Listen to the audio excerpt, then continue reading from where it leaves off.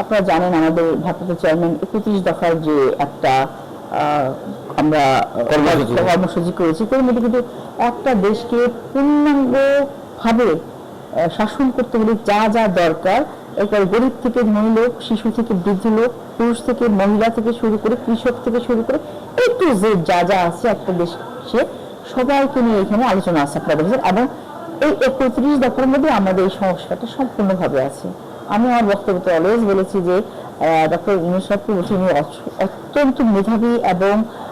বুদ্ধিমত্তন একজন ব্যক্তিত্ব তার, এবং আমাদের জন্য, আমাদের দেশের জন্য সম্মান শুধু বহন করে নিয়ে আসে না, সে পুরা ওয়ার্ল্ড তার সাথে কথা বলে এবং তাকে, তার কথা শুনে